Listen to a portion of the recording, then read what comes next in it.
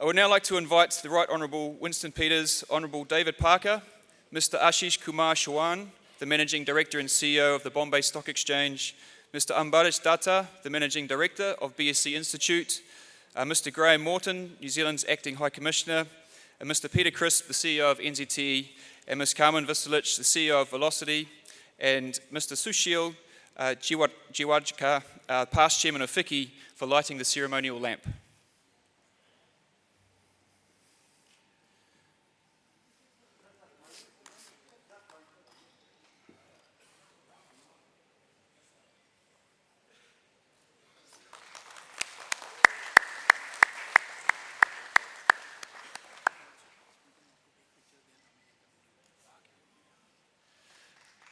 May we ask that you don't take photos as well, because they're coming in a video. So we want to make sure they're up on the screen.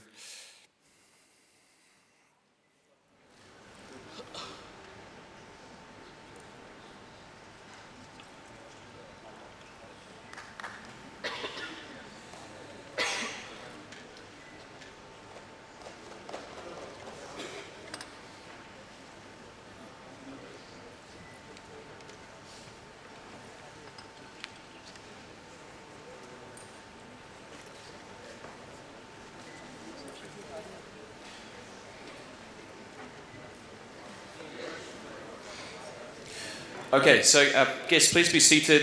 We've got 40 seconds to be prepared to ring the bell.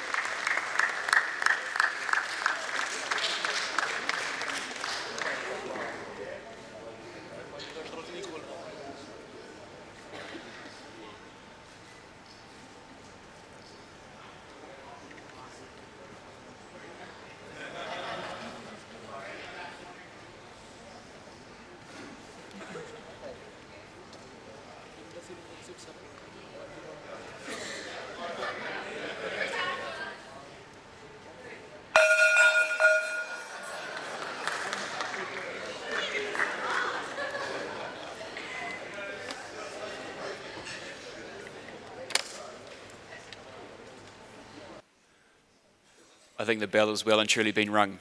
Thank you very much.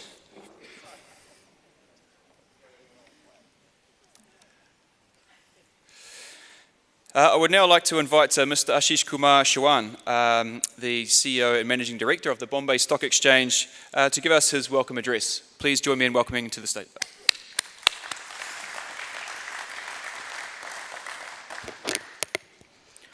Right Honourable Winston Peters, Deputy Prime Minister and Minister of Foreign Affairs, Honourable David Parker, Minister of Trade and Export Growth, Mr. Graham Morton, Ms. Carmen Village, Mr. Krishi, Mr. Ralph, Mr. Sushil Jivrajka, Mr. Datta, ladies and gentlemen, good morning and a warm welcome to everyone to the iconic International Convention Hall of BSE. On behalf of BSE, I welcome Right Honourable Winston Peters, Deputy Prime Minister and Minister of Foreign Affairs, Honourable David Parker, Minister of Trade and Export Growth, and the entire delegation from New Zealand to discuss about the opportunities that exist between our two countries and in particular areas for greater cooperation between our respective business communities. Sir, a brief introduction of BSE. Today, BSE is the world's largest exchange in terms of companies listed, fastest exchange in the world with a less than 6 microseconds response time. 1 second has 10 lakh or 1 million microseconds, so we give you response at 150,000 of a second. And it's the oldest working public institution in India, having created wealth to the tune of more than US $2.5 trillion. It was set up in 1875. It is also the oldest stock exchange in Asia. As India's leading stock exchange, BSE is an iconic institution and a symbol of India's economic prowess and resilience. It's a natural port of call for several high-level dignitaries from a multitude of fields. It gives us immense pleasure to welcome and connect investors from New Zealand seeking a meaningful partnership with India. We are at an unusual time in the world. It's a time of promise, but also a time of pessimism, with trade wars, geopolitical issues, and the looming impact of coronavirus. China, for a long time, the world's outperformance, is now going through difficult restructuring on the backdrop of these issues. With this backdrop, I believe that India is uniquely positioned to recast the global narrative by achieving broad-based prosperity through a deeper strategic interaction with the global economy. India is one of the fastest growing major economies and yet on the cusp of a major transformation. India is now close to a $3 trillion with the potential to achieve $5 trillion economy by financial year 2024. It is currently the world's fifth largest economy, and the Indian government has been pushing several reforms to make it the top three in the next 10 years. India has been making reforms that have seen it rise to 77 rank in the World Bank's Ease of Doing Business, with ambitions to be in the top 30. We are both countries that are ambitious to grow our economy and enjoy the benefits that can come from greater cooperation. India-New Zealand bilateral relations have seen a transformation in recent years, underpinned by shared values of democracy, pluralism, expanding economic engagement, regular high-level interactions, and long-standing people-to-people ties. Both countries inherited the Westminster system of parliamentary democracy and legal system from Britain, are still members of Commonwealth, and there is no language barrier as English is widely spoken in India. Most importantly, we share a common love for cricket. While we sometimes test the friendship on the cricket pitch, like the ongoing tour of New Zealand of the Indian cricket team, I want to tell our guests about the enormous affection that India has for New Zealand. Sir, I'm sure that you are aware that 1.25 billion Indians were supporting the Black Caps in the World Cup final in July 2019. Both our countries made enormous progress during the multilateral negotiations on the Regional Comprehensive Economic Partnership, or RCEP. Despite not coming to a final agreement, there are several reasons to be optimistic, as trade and globalization have undoubtedly been good overall between both countries. In 2019, two-way trade between India and New Zealand stood at $2.7 billion, making India one of the largest trading partners of New Zealand. Several different industries are singled out as having greater potential for growth. These include New Zealand's expertise in agricultural productivity, tourism, education, high-quality foods, and engineering. In thinking about the opportunities for New Zealand, India economic relationship to grow stronger, one of the factors that gives me great cause for optimism is the personal ties that connect our countries. Indians are part of New Zealand's past, an important part of New Zealand's current, and will be an even bigger part of New Zealand's future. Sir, we need to be ambitious about translating this mutual affection for each other's countries into mutual opportunities and leveraging every opportunity to do more with each other. I'm sure that during your time here, our respective countries can chart a bold new trade agenda, which includes freer trade to secure growth and to build a more prosperous world. We need to grasp the opportunities in front of us. With the good work and goodwill, I'm optimistic that the New Zealand-India relationship can fulfill its true potential. I once again thank the delegation from New Zealand for visiting BSE as we look forward to a robust and well-rounded economic engagement. Thank you, sir.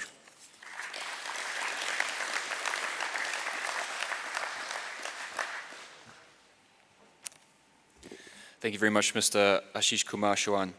I would now like to invite the Right Honourable Winston Peters, Deputy Prime Minister and Minister of Foreign Affairs for New Zealand, to come up and reply. Please welcome.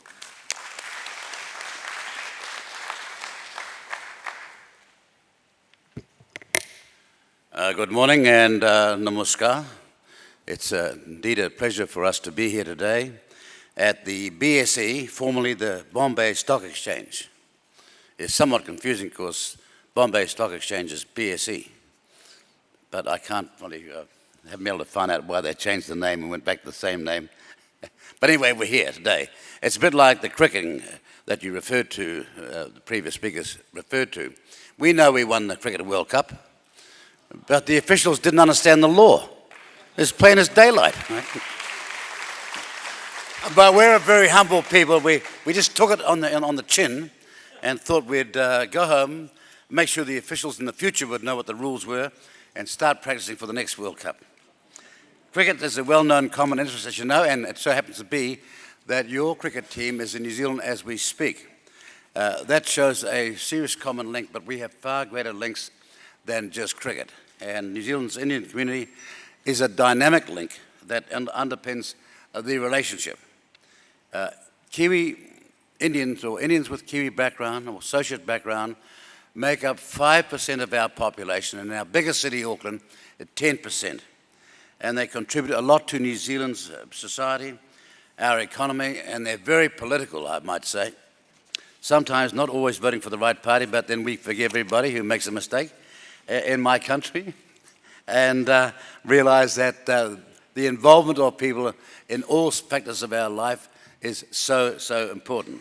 Now, I was only joking when I said they didn't always vote the right way. The reality is that the Indian people have a fierce belief in a thing called freedom. And it shows in this country of 1.3 billion people, the biggest democracy in the world by miles, and it must be difficult to do, but India is doing it. And when everybody criticizes your country, we perhaps should have a good hard look at ourselves and realize how difficult it is to do, because as someone once said, democracy is a very bad form of government, except all the rest are so much worse. So congratulations, and be proud of that. Our people are at the core of the relationship between New Zealand and India. Also, we share strong trade links, respect for democratic norms, the rules-based international system, and the Commonwealth heritage. Just in case you forgot, we got colonized as well. Much later, of course. New Zealand recognized that as one of the world's fastest growing economies, with the second largest population, India is playing an increasingly important role on the world stage. It includes the Indo-Pacific region, where we have a shared commitment to a stable, peaceful, open, and secure region. New Zealand is seriously committed to investing more in its relationship with India. We know we're a small country, but there's no reason why a small country cannot be a great help to a big one, and vice versa. And then when we reach out to the wider world, where we have shared security interests in a strategically challenged environment, we will need each other. And the sooner we realize that and start making this relationship work, then the better. We are seriously committed to investing more in our relationship with India, and that's why this week we launched a refreshed New Zealand-India strategy. The key objective of the strategy is to deepen economic cooperation for mutual prosperity. We can achieve this through better access for New Zealand business into the Indian market, joint ventures and investment between our businesses, and by New Zealand contributing to India's economic development, including an ease of doing business and agriculture. We want to be a bigger part of India's growth story, and we look forward to working with you to achieve that. Ladies and gentlemen, it's very common for people like me to get up in front of stages around the world and make fine words about what our relationship should be and could be. But on this particular occasion, what we're saying here today, my colleague David Parker and me, has a seriously special significance. Kia ora tātou, and thank you.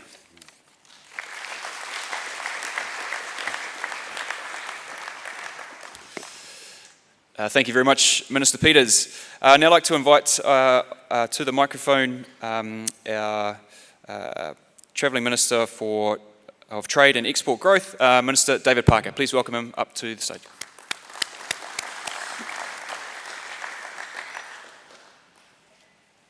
Good morning, everyone, distinguished guests. Thank you for the opportunity to be here. We, as politicians and as people, try to find points of connection. And for New Zealand politicians, it's very easy. As the Right Honourable Winston Peters has said, there's such a large diaspora of Indian people living in New Zealand now. It's reflected in the delegation that is here, where 4 or 5 of the 20 people who have come are of Indian descent and were born in India.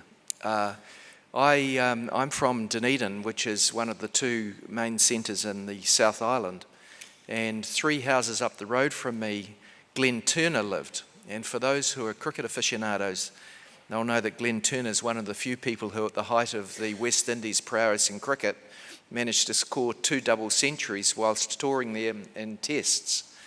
His greater claim to fame in India is probably that he fell in love with Suki Gill, who was an Indian woman who moved to New Zealand, settled in Dunedin, and to show how accepting of and integrated we are as a people in New Zealand. As a first-generation New Zealander, she ended up the mayor of the Dunedin city that I lived in and was elected for 3 terms, I think, before she chose to retire. So these links are very strong between our two countries, and we would like to see those linkages and those common values reflected better in improved trading relationships, and that's one of the reasons we're here. I've been very struck with some of the things that I've experienced when we're here. It was a privilege for me to go with the Deputy Prime Minister and our delegation to the Gandhi Memorial. And there's a plaque, I'm sure most of you, or many of you in the room will have been there, but there's a tablet of stone down the side that records what were the precepts by which he lived his life. And he called them the 7 social sins to be avoided. And one of them was commerce without morality. And I was struck by that when I just met, before we came here, Sushil Kumar Jiwarasha. I'm sorry if I've mispronounced your last name. Thank you. And he was telling me of one of his endeavours. He's the former leader of a number of chambers of commerce, obviously still involved in the stock exchange and actively involved in business. And one of the businesses that he's been putting his efforts into is microgrids that use photovoltaic cells with some local storage to bring electricity to, I presume, rural people in villages who had no electricity previously. Now, that is an example, and as a consequence of developing the protocols that are necessary for that, he's taken that same knowledge and those protocols to the rest of the world, including in various parts of Africa. I know that that's but one example, but New Zealand's got incredible expertise in renewable energy. We're 85% renewable electricity in New Zealand, heading towards 100%. We've got real capability in some of these areas, as India has. And by these linkages that we make through these sorts of associations when we meet on these trips, we don't just improve economic outcomes for the companies that we're trying to represent and the countries that we're trying to represent. We're actually making the world a better place, particularly when we bear in mind the morality of what it is that we're trying to do, which is not just fill our own pockets, which we obviously want to do, but we also are trying to do this in proper ways. You'll be aware that New Zealand ranks very highly for the ease of doing business, first in the world. We're ranked 1 by Transparency International for freedom of corruption, and we too like to conduct our commerce in a way which has good social outcomes and protects the environment, as that project does. Now, the offering that is shown by the companies that are here today is quite different from what you would have experienced from a delegation from New Zealand 20 years ago. Yes, we still produce a lot of really high quality food and beverage, which is amongst the best in the world. But we also produce or sell the services that help make that. And our technological expertise has flowed into a lot of other areas, from a space industry, aviation, financial technology, design services for airports and other things, and all of those sorts of skills are represented here. So it's a great privilege for us to be here at this stock exchange. As the honourable gentleman said right at the start here, it's a challenging day on stock markets. But I'm originally a lawyer, and I know that we bottom feeders feed on the way up and the way down, so won't hurt us too much. So it's absolutely wonderful to be here, and thank you for the privilege of hitting the gong and being here for the opening of your incredibly successful stock exchange.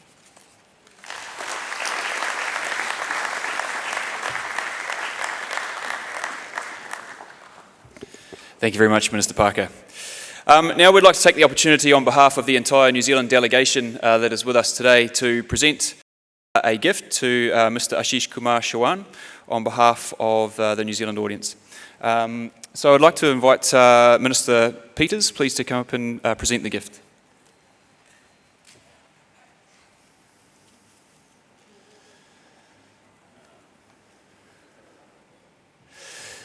We have a, we'd actually quite like you to open it, Mr. Ashish Kumar.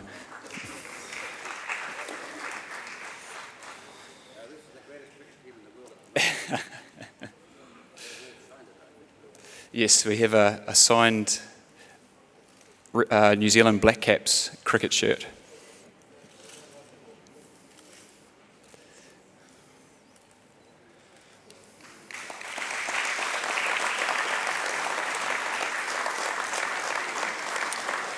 It's signed by the current team.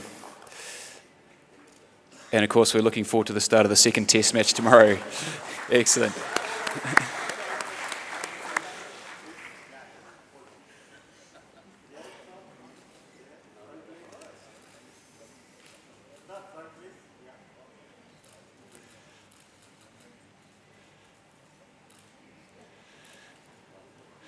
Wonderful, thank you very much. I'd also like to invite Minister Parker to present a token of appreciation to Mr. Ambarish Datta, the Managing Director of the BSE Institute. Minister Parker.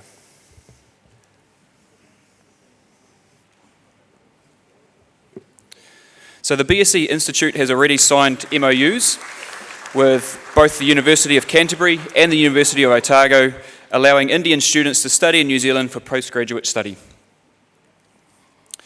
And finally, I would like to invite our business delegation leader, Carmen Visilic, to present a token of appreciation to Mr. Sushil Jiwajrika, a past chairman of FICCI.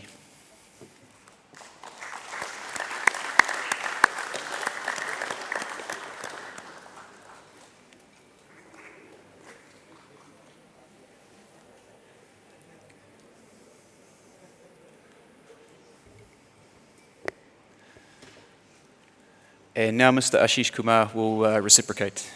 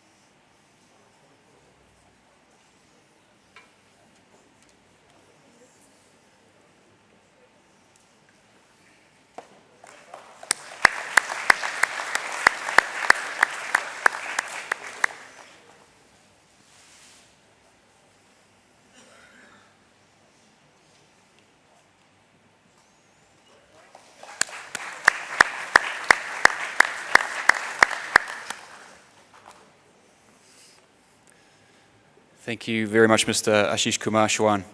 This is going to make some interesting plane companions on the way home to New Zealand. So to conclude the formalities for this part of this morning, I would like to invite the New Zealand delegation, please, to come up to the front of the stage, and we're going to sing you New Zealand waiata. Waiata is word for song. Our song is called Tūtera Mai Ngā Iwi, which means in Māori to stand together as one people united.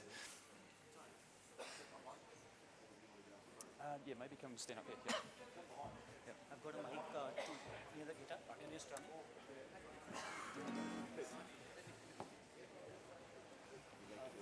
Where's your position? Jeff? No. Okay, don't do this.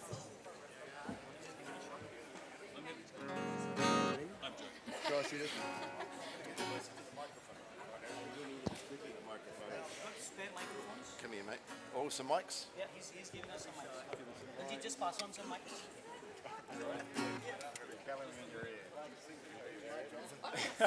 Bum, bum, bum. Tuk. All right, here we go.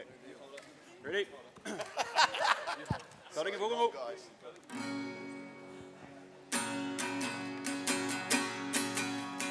Toro. 5.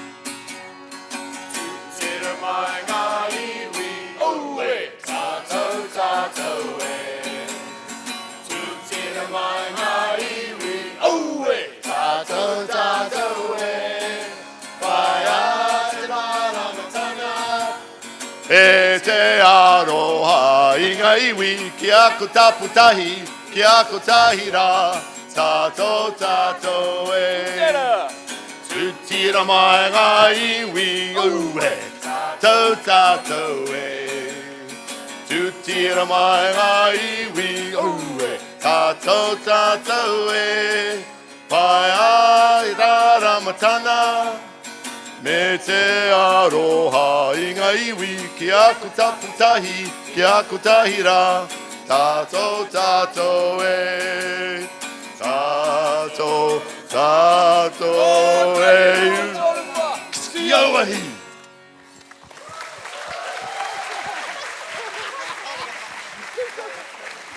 With the microphone on.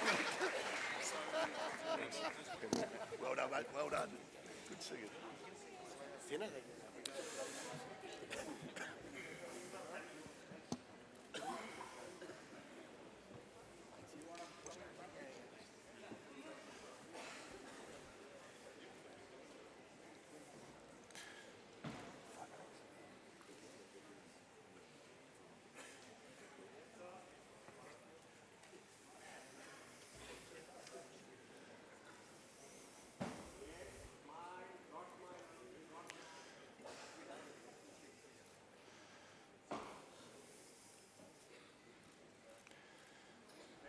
Thank you. Can I please ask our guests to be seated just briefly? We just have a few minutes. If there's any media with questions, we have about 3 or 4 minutes. So some short, quick questions for our guests. Please raise your hand if you have a question.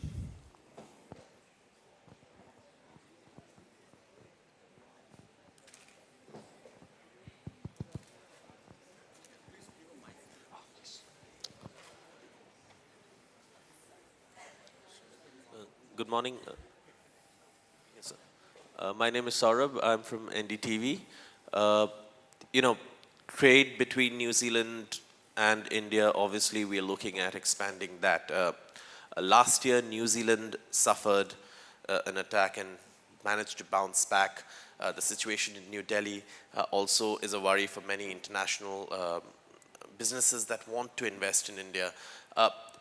Given that you've been in the country around the time that these incidents have taken place in India, have you had the opportunity to discuss those incidents, and if at all there is any impact of the kind of incidents that we've seen in the national capital?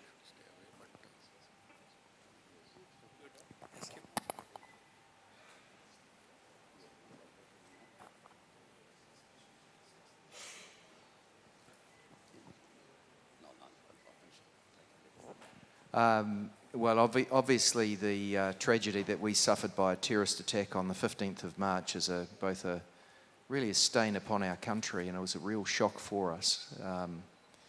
We're very proud of the way in which the country chose this to see it as an attack against the whole of our country rather than an attack against the people who were targeted. Our Prime Minister handled it very well. Given that it was an attack by white supremacists from another country, when our Minister of Foreign Affairs and our Minister of Ethnic Affairs went to other countries in the world to explain our reaction to it, it was obvious that they weren't white supremacists themselves because the colour of their skin was different.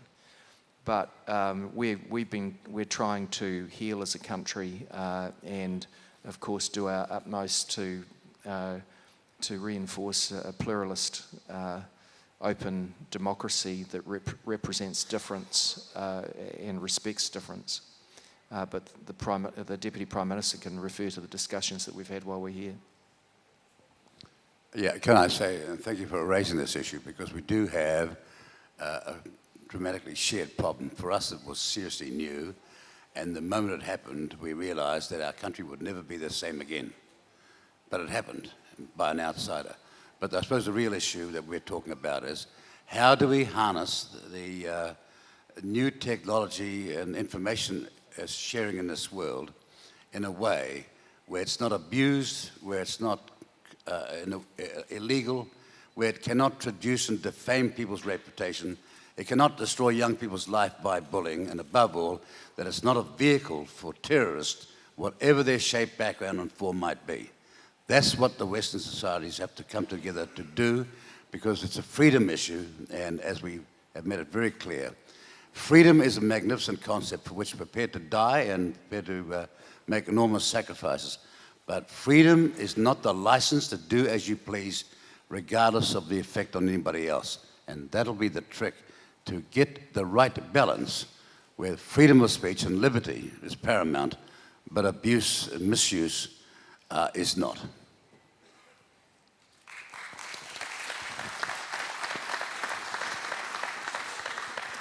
Next question, please.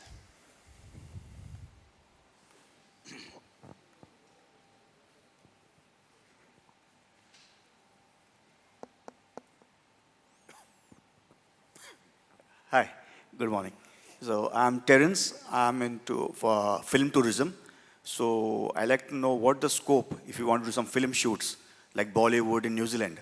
I believe New Zealand, they have a very big water tank for underwater shoots.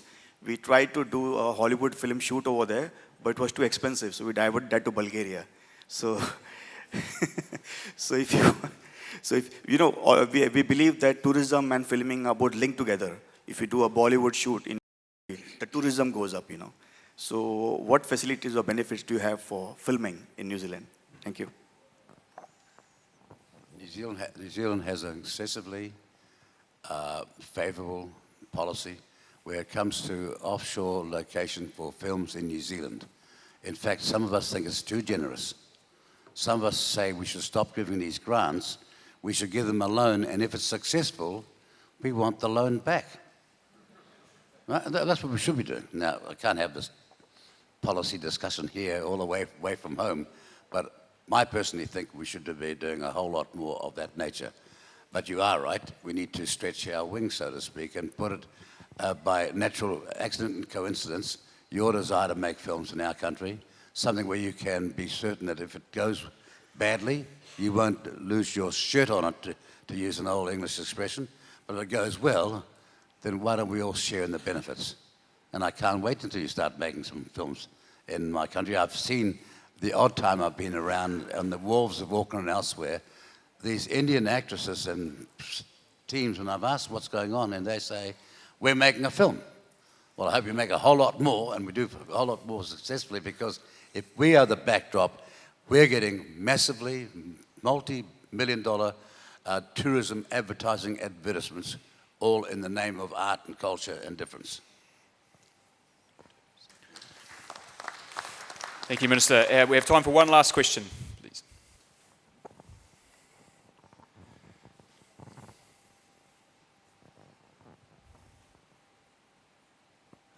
Hi, good morning. This is Sunil Khosla from AGS. Firstly, let me compliment the entire New Zealand team in terms of black caps, let it be rugby or cricket. I simply love the gentleman spirit and the fighting spirit that they have. And the same was shown in the song that you guys had played. We belong to the payment and the fintech sector. I just want to understand from a mutual synergy perspective, what are the possibilities of exchange on payments or fintech sector from New Zealand this way or that way?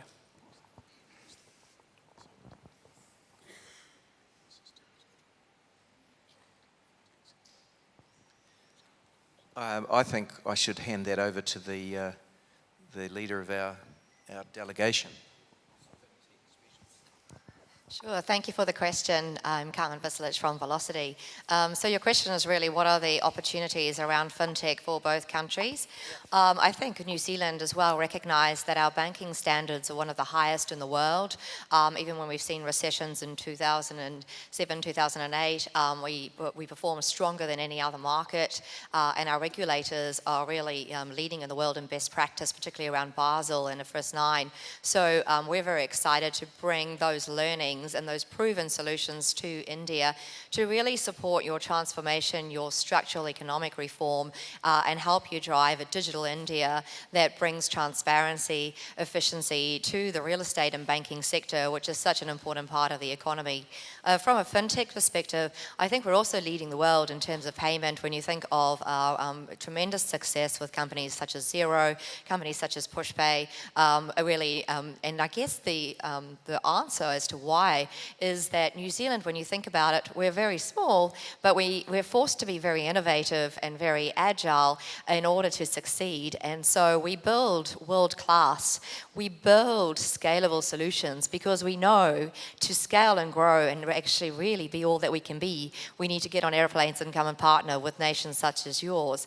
And so it's tremendously exciting opportunity to partner with India, given your purpose and your drive to actually bring structural economic reform, and given the provenness of our solutions. So I see an awesome opportunity to partner and take proven solutions and really scale them here to help accelerate your digital transformation.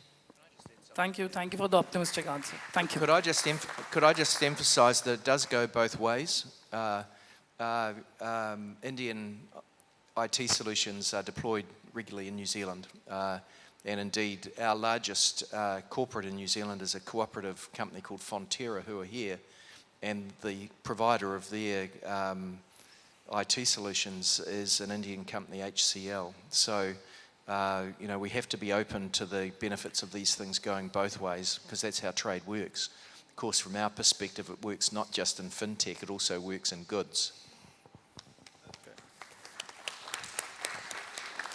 Wonderful. Thank you very much, Minister, and to all our speakers today. Thanks for your great contribution. The ministers are now going to leave for a short tour of the Network Operating Centre and the Cyber Security Command Centre, followed by a meeting with the senior executive team at BSE.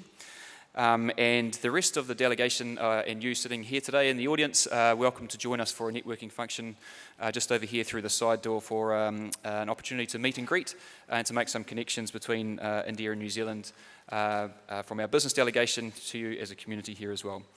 The New Zealand delegation, we're departing here at 10:25 sharp, so timekeeping.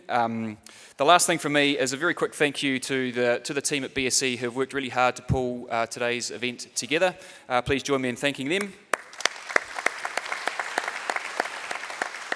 And also to the team at FICCI who have partnered with us for supporting in the meetings for the business delegation also. Thank you, FICCI. Thanks once again, everybody. Have a great day.